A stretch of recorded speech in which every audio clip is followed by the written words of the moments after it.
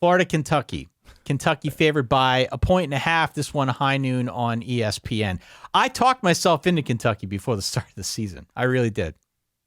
And it's fine so far. They're 4-0.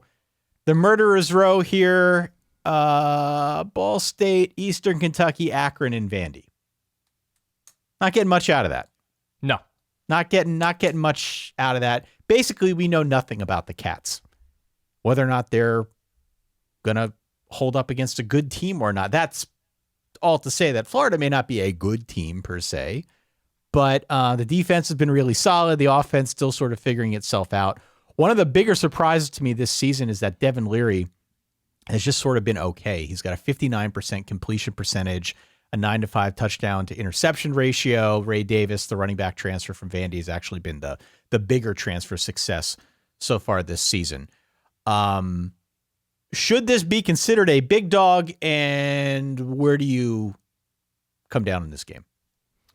Yeah, I mean, just because of the context of the week, it seems like a bigger game. Certainly after Florida beat Tennessee, Kentucky undefeated, though you mentioned that there's not a ton to take away. I did enjoy that Kentucky jumped out to the lead that they did against Vandy last week because they've had some issues in starting slow. I don't love the picks from Devin Leary. I don't love a lot about this game, which is to say it could be quite competitive. I'm going with Florida here because I still believe Florida running the ball, Florida perhaps getting some stops in concert, in combination, is probably the strongest combination at this moment, just because of the more flaccid way that Kentucky has started out. You heard me. God. You heard me. We'll get to the Patriot League later. Family show.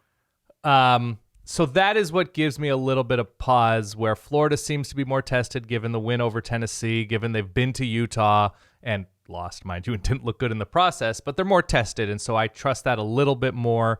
And I like, for Florida's sake, that this is an early kick. If this were a 3:30 Eastern, if this were a night game, the crowd's getting into more of a frenzy, tailgating all day. I know Mike Stoops talked about this, that he's not worried that like people are going to be up early and drinking. But I kind of, did you see that quote? I saw it. He was like, I trust the good people of Kentucky to pour back some beers when they wake up. I'm paraphrasing here. That is what encourages me a little bit about taking a road dog here in Florida.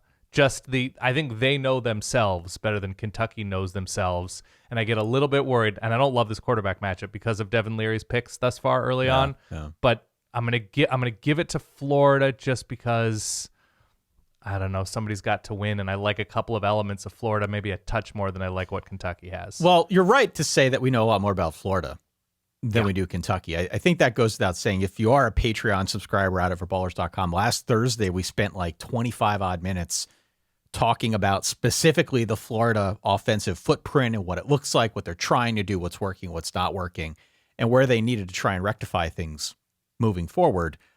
They're 3-1. They beat Tennessee 2 weeks ago. That was a good win.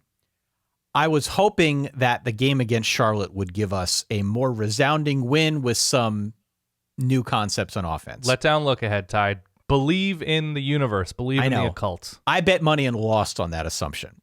Okay. So I'm going to go with Kentucky at home because I am actually going to follow your rubric. I think they've got the best unit on the field, which is their defense. And I think they still have the better quarterback in this matchup, even though Devin Leary hasn't shown it so far. Maybe we'll see it on Saturday. I expect a potential Dvorak game for you with the punts and the fumbles and the That's fair. ugliness, maybe where we're counting punts and not points. Kentucky wins this one 23-17 at home. 23-17. Yeah. Okay. I have Florida going 21-19. How about that? Okay.